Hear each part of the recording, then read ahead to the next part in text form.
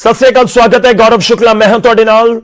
8वें दौर की मीटिंग खत्म हो चुकी है, बेसिट आ रही है। 15 जनवरी नवी तारीख मिल चुकी है, पर इस सब दे विचाले वैक्सीन ਨੂੰ ਲੈ ਕੇ एक ਵੱਡਾ अपडेट आ रहा है, उसका रुख करते हैं। उस दिन शुरुआत करेंगे, उस तो बाद गल होगी किसानों की। कोरोना वैक्सीन के उत्ते प्रधानमंत्री का मंथन। जी हां, प्रधानमंत्री मोदी सारे मुख मंत्रियों के नाल गलबात करनगे। सोमवार को मुख मंत्रियों के नाल प्रधानमंत्री के वल्लों गलबात की जाएगी। कोरोना वैक्सीन के उत्ते समीक्षा होगी। उस तो बाद ये क्यास लगाए जा रहे हैं कि टीकाकरण की ऑफिशियल तौर के उत्ते अनाउंसमेंट उस तो बाद प्रधानमंत्री किसी भी वेले कर सकते हैं। सब कुछ रेडी है। वैक्सीन की मंजूरी डीसीजीआई के वल्लों मिल चुकी है। इनफैक्ट 2 वैक्सीन की मंजूरी मिल चुकी है, कोवैक्सीन ते कोविशील्ड वैक्सीन। दोवें वैक्सीन को मंजूरी मिल चुकी है। तो हुण सोमवार को मुख मंत्रियों के नाल प्रधानमंत्री की गलबात होएगी। ये वीडियो कॉन्फ्रेंसिंग के जरिए जिवें लगातार वो मुलाकातां करते आ रहे हैं, तो इस मुलाकात तो बाद, इस गलबात तो बाद किसी भी वेले जिहड़ी अनाउंसमेंट की जा सकती है कि वैक्सीन कदों तो लगनी, किवें लगनी, की प्रोसैस रहेगा, उसकी शुरुआत हो सकती है। तो वैक्सीन के उत्ते मंथन सोमवार को सीधा रुख करते हैं दिल्ली का। अनूप गुप्ता साडे सहयोगी इस समय साडे नाल फोन लाइन के उत्ते ने। अनूप, जानना चाहेंगे क्या कुछ आपके पास इंफॉर्मेशन? तो ऑफिशियल तौर पर कब वैक्सीन का ऐलान होगा, ये सोमवार के बाद क्या क्लियर होने की उम्मीद है? आप सही कह रहे हैं। सोमवार को प्रधानमंत्री नरेंद्र मोदी ने सभी राज्यों के मुख्यमंत्रियों के साथ बैठक बुलाई है और इस बैठक में वैक्सीन को लेकर चर्चा होगी, क्योंकि जिस तरीके से पहले ही जो है वो वैक्सीन को अप्रूवल मिल चुकी है और ड्राई रन पूरे देश में चलाया जा रहा है। ऐसे में प्रधानमंत्री नरेंद्र मोदी सभी राज्यों से कहीं न कहीं सभी राज्यों के मुख्यमंत्रियों के साथ चर्चा करेंगे कि किस तरीके से वैक्सीन को आगे स्मूथ तरीके से लोगों तक डिस्ट्रीब्यूट किया जाए। और इसी बात को लेकर प्रधानमंत्री नरेंद्र मोदी और मुख्यमंत्रियों की चर्चा जो है 11 तारीख को 4 बजे वीडियो कॉन्फ्रेंसिंग के जरिए होनी है और संभावना जताई जा सकती है कि उस दिन ही तारीख की शायद ऐलान की जा सके। शुक्रिया अनूप, धन्यवाद साडे नाल जुड़न दे लई। इस पूरी गलबात दे लई। तां सोमवार को मीटिंग होनी है, उस तो बाद यह कहा जा रहा है कि ऑफिशियल तौर के उत्ते अनाउंसमेंट कर दी जाएगी कि कदों तो वैक्सीन लगनी शुरू होगी। ये पहले ही सरकार साफ कर चुकी है कि शुरुआत दे विच वैक्सीन किनू लगेगी?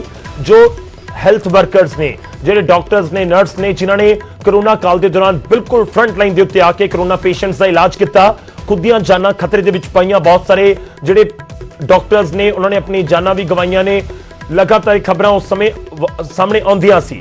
तो इस विचाले पहला हेल्थ वर्कर्स को वैक्सीनेशन दी जाएगी, तो उस तो बाद फ्रंट लाइनर्स की बारी आएगी। पुलिस जी हैगी, पुलिस के मुलाजम जोड़े है या जो होर फ्रंट लाइनर्स है उन्होंने वैक्सीन लगाई जाएगी। तो सोमवार को प्रधानमंत्री का मंथन है। सूबे पर, देश भर के जोड़े सूबे ने उन्होंने मुख मंत्रियों के नाल मंथन, तो उस तो बाद हो सकता है कि प्रधानमंत्री देश के नाल संबोधन करते हुए वैक्सीन को लैके कोई बड़ा ऐलान करन कि किवें वैक्सीन की पूरी प्रक्रिया रहेगी ते कदों तो ऑफिशियल तौर के उत्ते वो लोकां नूं लगाई जानी शुरू की जाएगी।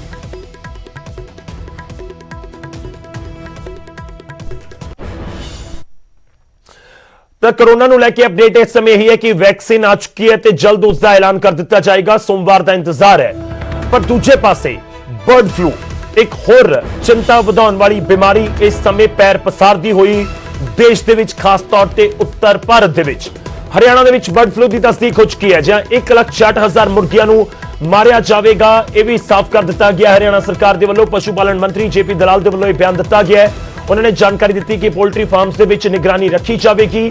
पंचकुला के रायपुर राणी तो सैंपल लिया गया सी। मुर्गियां नूं मारन दे लई टीम गठित कर दी गई है। 4 लाख तो ज्यादा मुर्गियां की मौत हो चुकी है। बहुत बड़ा अंकड़ा पहला ही मुर्गियां की मौत का सामने आ चुका है। उस तो बाद एक खदशा जताया जा रहा है कि जिस तरीके नाल केसेस लगातार सामने आ रहे हैं, तो हो सकता है कि बर्ड फ्लू बरवाला दे विच रायपुर राणी का जो जिक्र किया जा रहा है कि उत्थे भी पहुंच गया होवे, सैंपल्स ले गए, भेजे गए लैब दे विच, ते हुण जानकारी जो है कि तस्दीक हो चुकी है। जी हां, हरियाणा दे विच पहुंच चुके हैं बर्ड फ्लू।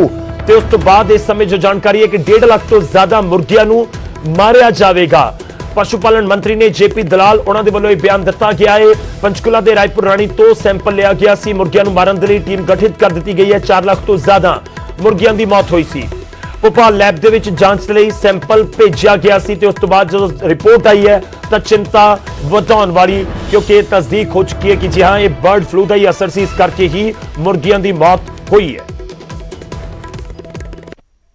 ये पॉजिटिव 2 मुर्गी फार्म के सैंपल पॉजिटिव आए हैं।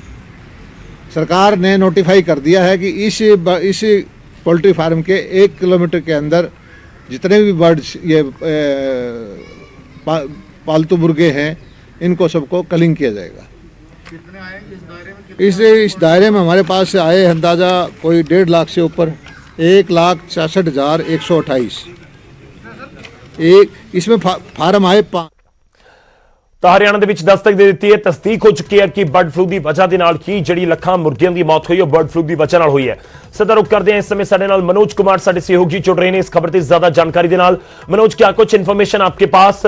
ये केवल बरवाला तक या रायपुर रानी का जो जिक्र किया जा रहा है वहां तक बर्ड फ्लू सीमित है या हरियाणा के दूसरे हिस्सों में भी इसके होने का या पहुंचने का कोई अंदेशा है? देखिए गौरव, अभी जो रिपोर्ट आई है ये रायपुर रानी के 2 पोल्ट्री फार्म्स हैं जहां मुर्गियों की मौत हुई थी, इनके सैंपल भेजे गए थे। तो इनमें बर्ड फ्लू की पुष्टि हुई है और जो वायरस बताया गया उसका नाम है H1N8 वायरस इन मरी हुई मुर्गियों में पाया गया है। और ये बर्ड फ्लू का तरह ही एक वायरस होता है। हालांकि जो जेपी दलाल हैं पशुपालन मंत्री, उनका कहना है कि वायरस उतना घातक नहीं है जितना H1N1 होता है, लेकिन फिर भी ये बर्ड फ्लू है, एवियन इन्फ्लुएंजा है। और रायपुर रानी जो कि इलाका है यहाँ के 2 पोल्ट्री फार्म में ये पाया गया। इसके साथ साथ अब हरियाणा सरकार ने करीब 10 किलोमीटर का जो एरिया है इन पोल्ट्री फार्म के आसपास, इसको सर्विलेंस जोन घोषित किया है। और इस जोन में आने वाले या यहाँ से चिकन या अंडों की किसी भी प्रकार की जो सप्लाई है उसको तत्काल प्रभाव से रोक दिया गया है। और इन 2 पोल्ट्री फार्म्स के 1 किलोमीटर के दायरे में जितने भी पोल्ट्री फार्म्स हैं उनमें जितनी भी मुर्गियां हैं उन सभी को मारा जाएगा। और जो संख्या जैसा कि आप जिक्र कर रहे थे, 1,66,000 ये मुर्गियां हैं जिनको मारने का काम कल से शुरू होगा। स्वास्थ्य विभाग ने, पशुपालन विभाग ने इसके लिए बाकायदा टीमें गठित की हैं। हालांकि जो मुर्गी पालक हैं उनको प्रति मुर्गी 90 रुपए का जो कंपनसेशन है, मुआवजा है, वो भी सरकार ने देने का फैसला किया है। और कोशिश ये की जा रही है कि अभी इसको कंटेन कर लिया जाए। और अगर आसपास जो लोग रहते हैं या जो वर्कर हैं उनमें अगर किसी प्रकार का लक्षण पाया जाता है तो उनका सैंपल लेकर टेस्ट कराया जाएगा। हालांकि अभी ह्यूमन सैंपल कलेक्शन का कार्य जो काम है वो शुरू नहीं किया गया है। जी बिक्री को लेकर कि जो सेल हो रही है, जो चिकन सेल किया जा रहा है, उनको लेकर कोई दिशा निर्देश आसपास के पूरे इलाके में? बिल्कुल गौरव, देखिए एक बाकायदा एक एडवाइजरी जारी की गई है पशुपालन विभाग की तरफ से, जिसमें कुछ दिनों तक सावधानी बरतने के लिए कहा गया है। जो लोग चिकन का या अंडों का सेवन करते हैं उसको कंज्यूम करते हैं। और ये कहा गया है कि 70 डिग्री सेल्सियस से ज्यादा टेम्परेचर पर पकाकर ही चिकन या अंडों को खाएं। इस बीच जो 10 किलोमीटर का दायरा है रायपुर रानी के आसपास, यहाँ जितने भी पोल्ट्री फार्म्स है, यहाँ से किसी भी प्रकार की चिकन की या अंडों की सप्लाई बाहर नहीं की जा सकेगी। यहाँ तक कि अनाज भी यहाँ से बाहर नहीं जाएगा। 10 किलोमीटर का दायरा, उसको सर्विलेंस जोन घोषित कर दिया है पशुपालन विभाग ने। एक और आखिरी सवाल, ये सैंपलिंग हरियाणा में कहीं और से भी की गई है या केवल इसी जगह से की गई थी, उसी की रिपोर्ट है, या सैंपलिंग और की जा रही हो कि दूसरे जगहों पर तो नहीं फैला बर्ड फ्लू, ऐसा कोई जानकारी?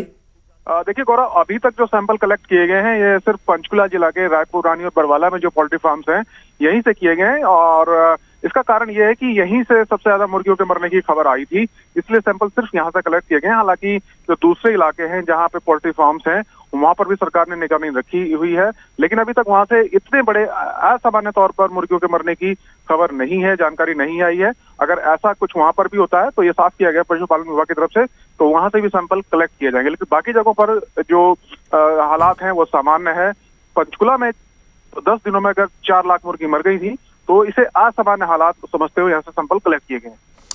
शुक्रिया मनोज, धन्यवाद साडे नाल जुड़न दे लई। इस पूरी गलबात दे लई वड्डी खबर है, पोल्ट्री फार्म्स दे विच निगरानी रखी जाएगी, ये भी साफ किया गया। 10 किलोमीटर के पूरे एरिए नूं लैके एडवाइजरी जारी कर दी गई है।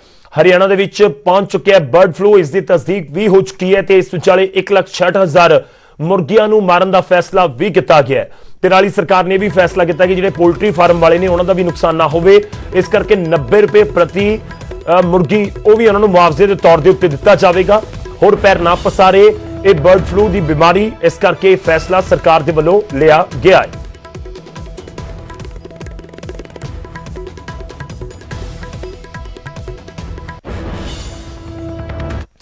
हुण अगे वधदे ते गल किसानां दी मीटिंग दी। जी हां, सरकार ते किसानां दे विचाले 8वें दौर की मीटिंग हुई, पर मीटिंग बेसिट्टा रही।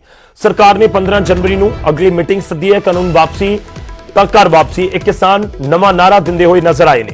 ਵੱਡੀ ਖਬਰ ਅੱਜ ਦੇ ਦਿਨ ਦੀ ਲਗਾਤਾਰ ਜਿਸ ਦੇ ਉੱਤੇ ਨਜ਼ਰਾਂ ਸੀ ਕਿ ਇਸ ਮੀਟਿੰਗ ਦੇ ਵਿੱਚ ਕੀ ਹੋਏਗਾ ਤੇ ਆਖਿਰ ਮੀਟਿੰਗ ਹੋਈ। ਮੀਟਿੰਗ ਦੇ ਵਿੱਚ ਨਤੀਜਾ ਇੱਕ ਵਾਰ ਫਿਰ ਤੋਂ ਕੁਝ ਨਹੀਂ ਨਿਕਲਿਆ ਤੇ ਖਾਸ ਇਹ ਵੀ ਹੈ ਕਿ ਇੱਕ ਡੈਡਲੌਕ ਜਿਹੜਾ ਦੋਵੇਂ ਧਿਰਾਂ ਦੇ ਵਿਚਾਲੇ ਬਣਿਆ ਹੋਇਆ ਉਹ ਵੀ ਟੁੱਟਦਾ ਹੋਇਆ ਨਜ਼ਰ ਨਹੀਂ ਆ ਰਿਹਾ। ਸਰਕਾਰ ਨੇ 15 ਜਨਵਰੀ ਨੂੰ ਹੁਣ ਅਗਲੀ ਮੀਟਿੰਗ ਸੱਦੀ ਹੈ। ਕਾਨੂੰਨ ਵਾਪਸੀ ਤਾਂ ਘਰ ਵਾਪਸੀ ਇਹ ਵੀ ਜ਼ਿਕਰ ਕੀਤਾ ਗਿਆ ਹੈ ਕਿਸਾਨਾਂ ਦੇ ਵੱਲੋਂ। ਤੁਹਾਨੂੰ ਦੱਸ ਦਈਏ ਕਿ ਪੂਰਾ ਅਪਡੇਟ ਕੀ ਹੈ। ਮੀਟਿੰਗ ਦਾ 2 ਵਜੇ ਸਮਾਂ ਰੱਖਿਆ ਗਿਆ ਸੀ। ਮੀਟਿੰਗ ਥੋੜੀ ਜਿਹੀ ਲੇਟ ਸ਼ੁਰੂ ਹੁੰਦੀ ਹੈ ਕਿਉਂਕਿ ਜਿਵੇਂ ਕਿਸਾਨ ਉੱਥੇ ਪਹੁੰਚ ਗਏ ਤਾਂ ਉਸ ਤੋਂ ਬਾਅਦ ਮੰਤਰੀ ਵੀ ਉੱਥੇ ਪਹੁੰਚੇ ਤੇ ਉਹਨਾਂ ਨੇ ਸ਼ੁਰੂਆਤ ਦੇ ਵਿੱਚ ਇੱਕ ਅਲੱਗ ਕਮਰੇ ਦੇ ਵਿੱਚ ਮੀਟਿੰਗ ਕੀਤੀ ਤੇ ਉਸ ਤੋਂ ਬਾਅਦ ਕਿਸਾਨਾਂ ਦੇ ਨਾਲ ਗੱਲਬਾਤ ਕੀਤੀ ਜਾਣ ਲੱਗੀ ਤਾਂ ਕਿਸਾਨ ਲਗਾਤਾਰ ਇਹ ਜ਼ਿਕਰ ਕਰਦੇ ਨਜ਼ਰ ਆਏ ਕਿ ਅਸੀਂ ਚਾਹੁੰਦੇ ਹਾਂ ਕਿ ਕਾਨੂੰਨ ਰੱਦ ਕੀਤੇ ਜਾਣ। ਸਰਕਾਰ ਨੇ ਕਿਹਾ ਕਿ ਤੁਸੀਂ ਕੋਈ ਨਵਾਂ ਬਦਲ ਦਵੋ, ਰੱਦ ਨਹੀਂ ਹੋਣਗੇ ਕਾਨੂੰਨ। ਤਾਂ ਇਸ ਦੇ ਉੱਤੇ ਗੱਲਬਾਤ ਚੱਲਦੀ ਰਹੀ, ਥੋੜੀ ਤਲਖੀ ਵੀ ਮੀਟਿੰਗ ਦੇ ਉੱਤੇ ਹੋਈ ਤੇ ਉਸ ਤੋਂ ਬਾਅਦ ਬ੍ਰੇਕ ਲੈ ਲਿਆ ਗਿਆ, ਲੰਚ ਬ੍ਰੇਕ ਲੈ ਲਿਆ ਗਿਆ। ਹਾਲਾਂਕਿ ਅੱਜ ਇਹ ਵੀ ਖਾਸ ਰਿਹਾ ਕਿ ਲੰਗਰ ਨਹੀਂ ਛਕਿਆ ਗਿਆ ਕਿਸਾਨ ਜਥੇਬੰਦੀਆਂ ਦੇ ਵੱਲੋਂ। ਖੈਰ ਮੀਟਿੰਗ ਇੱਕ ਵਾਰ ਖਤਮ ਹੋ ਗਈ। ਤਕਰੀਬਨ 2-2.5 ਘੰਟੇ ਮੀਟਿੰਗ ਚੱਲੀ ਹੈ ਤੇ ਅਗਲੀ ਮੀਟਿੰਗ ਦਾ ਸਮਾਂ ਦੇ ਦਿੱਤਾ ਗਿਆ 15 ਜਨਵਰੀ ਲੋਹੜੀ ਤੋਂ ਬਾਅਦ। ਤੇ ਕਾਨੂੰਨ ਵਾਪਸੀ ਦੇ ਉੱਤੇ ਕਿਸਾਨ ਕਹਿ ਰਹੇ ਨੇ ਕਿ ਕਾਨੂੰਨ ਵਾਪਸੀ ਹੋਏਗੀ ਤਾਂ ਫਿਰ ਸਾਡੀ ਘਰ ਵਾਪਸੀ ਹੋਏਗੀ ਤੇ ਵੀ ਕਿਸਾਨਾਂ ਦੇ ਵੱਲੋਂ ਸਾਫ਼ ਕਰ ਦਿੱਤਾ ਗਿਆ ਕਿ ਸੁਪਰੀਮ ਕੋਰਟ ਜੇ ਕਹੇਗਾ ਅਸੀਂ ਤਾਂ ਵੀ ਨਹੀਂ ਉਠਾਂਗੇ। ਕਿਸਾਨਾਂ ਨੇ ਕੋਈ ਹੋਰ ਬਦਲ ਨਹੀਂ ਸੁਝਾਇਆ ਹੈ। ਅਗਲੀ ਮੀਟਿੰਗ ਦੇ ਵਿੱਚ ਜਾਣਾ ਹੈ ਜਾਂ ਨਹੀਂ, ਕਿਸਾਨ ਇਹ ਵੀ ਕਹਿ ਰਹੇ ਨੇ ਕਿ ਅਸੀਂ ਹੁਣ ਸੰਯੁਕਤ ਕਿਸਾਨ ਮੋਰਚੇ ਦੀ ਜਦੋਂ ਬੈਠਕ ਹੋਏਗੀ ਉਸ ਦੇ ਵਿੱਚ ਵਿਚਾਰ ਕਰਾਂਗੇ। में तीनों कानूनों से संबंधित ही चर्चा होती रही